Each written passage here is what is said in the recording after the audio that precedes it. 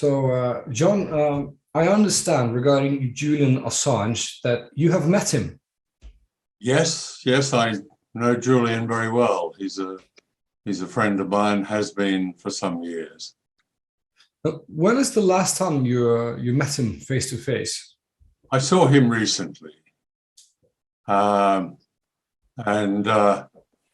yeah, he is in I would think a better state than he was. He seems very resilient, but he still bears the burden of being of a persecution that has lasted now 12 years, 12 to 13 years, with imprisonment during that time in its various forms. He's now, of course, in a terrible place, in Belmarsh prison, which is a maximum security prison with people who have done really terrible things in it, murderers and others. Julian, of course, is a completely innocent man who has committed no crime and has been charged in the United Kingdom with no crime. His crime, of course, is journalism. The most dangerous crime of all. When you see him, what's his message to you and to the world? What is he saying to you? Well, he doesn't give out a message to the world when you see him. He's rather more concerned with keeping body and soul together, making sure that day is a good day, keeping a balance in himself. You know, the assault on this man, on his sense of himself, on his basic physical health, on his mental health, has been something I've never known before. And so that means that, well, his message always, broader message always, is appreciation at the support he's got from people. And whenever I see him, I make sure that I tell him that that support is often expressed to me. People know that I know Julian and will often sometimes stop me in the street to tell me, to pass on their solidarity and good wishes. I think he's now assured that he has a popular support in many countries, certainly in this country, in Britain, in his own country, Australia, to a large degree in Europe and in the United States. It's such an appalling case of injustice, of total injustice, that people need very little tutoring to understand it.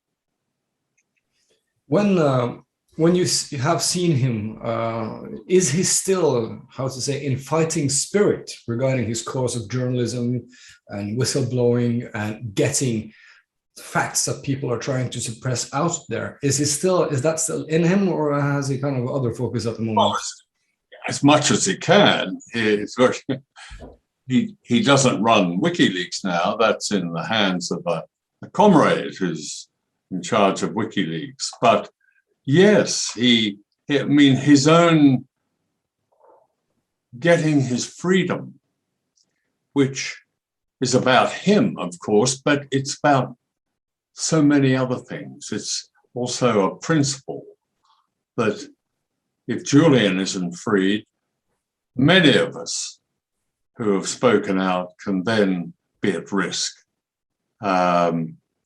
He is aware of that and has a sense of that. And when I last saw him, it was good to see his confidence having been restored, not entirely, but having been restored somewhat. And the reason he is in prison, because his message to people is that he represents free journalism. We have had for too long in our so-called democracies the kind of journalism, the kind of media noise that represents the voice of the state in all its forms, or the voice of a prevailing wisdom, of a consensual view. It's not the truth. And when something comes along like a war or some national crisis, something like that, the distortion is really quite grotesque. WikiLeaks cut through that. It undermined it. It gave people raw, authentic journalism. That's his threat. I mean, you know, to unaccountable power groups, it's been my experience in many countries, their threat is not an external enemy, very rarely, sometimes. It's from their own people, that their own people might find out what they're really doing, what they're really saying to each other, what they're really deciding. And that's what WikiLeaks revealed. And that's why Julian is considered a threat. There's one question then, that came to my mind, a big one. If Julian Assange is extradited and convicted to prison for, I think, is it 175 years? Is that it? Well, that's what it could be, yes. I will get back to this, but I have a black hood in my mind that I will come back to you with. But as you see it, what is the significance for journalism globally and nationally if Julian Assange is extradited and convicted? What will be the significance for journalists? It depends on what kind of journalism you're referring to.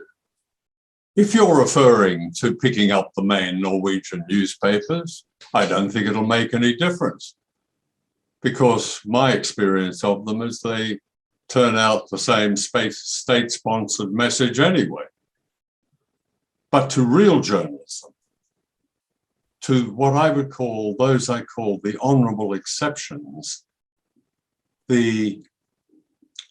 those journalists who care passionately about not serving a great organization, a Murdoch or somebody like that, or keeping simply a job, or going through the routine day after day, but who care about what journalism really is, and that is informing people of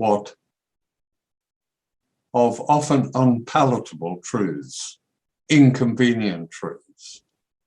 There aren't many of those journalists. They exist, and they're outstanding.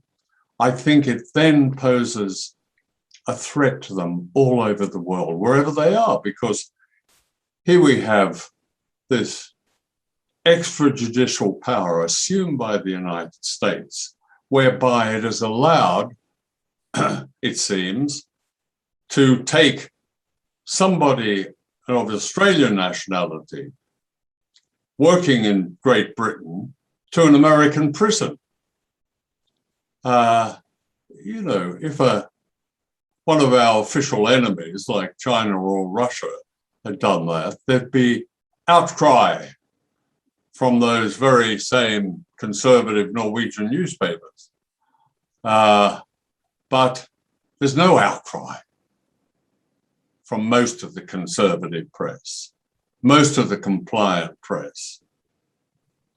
Because Julian is actually saying things that so much of our journalism, so much of our media does not say. it does not report on. It gives us a one-sided view. So the short answer to your question, it will mean a dire threat to those journalists who do their job. I want to share with you this nightmare that I had. This can be a stupid nightmare just to laugh off, but I will share it with you because you've been around as a correspondent and journalist since the Vietnam War. And after, Julian Assange was imprisoned and this extradition came about, I sat down and I thought about all the investigative journalists I have met throughout the years on seminars, journalists who, for instance, revealed clandestine operations in Afghanistan, American missiles hitting weddings in Yemen, the home country of my wife, and they have exposed such things. And in my nightmare, I kid you not, I woke up thinking, imagining a black hood being forced upon some journalist head after exposing something that's somebody don't want exposed, and then that journalist waking up in an American prison. Is that just a silly nightmare? Should I laugh of myself, or is this, might we have very that? descriptive and very apt a dream, and hardly a dream. It won't be a dream to Julian, because that's what will happen. If he is extradited, he'll be picked up from his cell here in the middle of the night. They usually fly them in the middle of the night. He will probably, whether or not he'll be hooded, I don't know. But that certainly has been the form often in the past, but I don't know. You have been around for such a long time as a journalist, and you have seen the development of journalism and power and counterpower through journalism. Is journalism on the losing front now, if this development keeps going? Is journalists, just repeat that. Is journalism kind of losing its position and standing if this development keeps going further? I don't know the answer to that question, but I doubt it, because Julian has not had the support from what I would call the establishment media, and that is the majority of the media. No, he hasn't. Lately, yes, there have been some lukewarm editorials in newspapers, but going back over the years, he's had quite a lot of hostility from the media. Anybody who breaks ranks,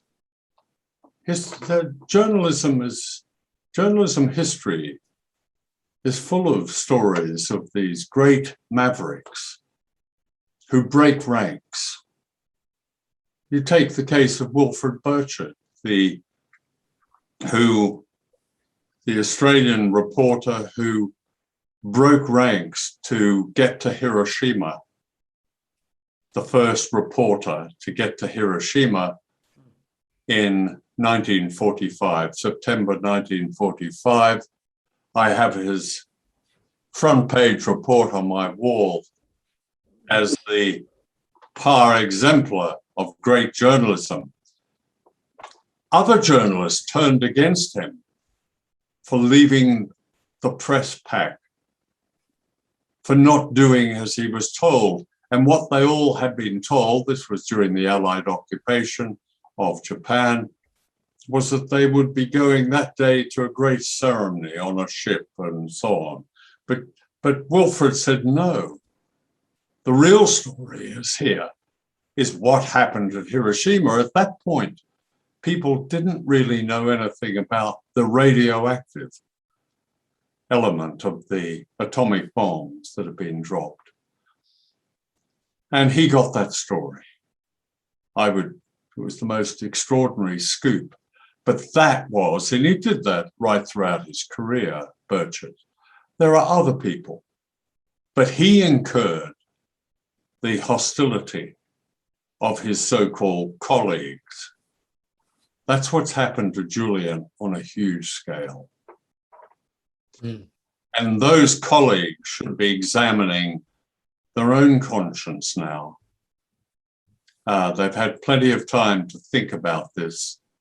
Some of them actually have changed their minds and let's say, left the stable of compliance and are now speaking up for Julian. Mm. But it's very, very important because this is, as I say, this is what he represents is real journalism, that you write things and you get it right, you get the facts right, and you get as much truth in there as you can. You can't get all the truth, but you get as much as you can. And you don't mind about upsetting authority. In fact, it's almost a holy mission that you should upset authority, because authority is not upset enough. That's why it's so smug. You sound like a dangerous man, Mr. Pilger. I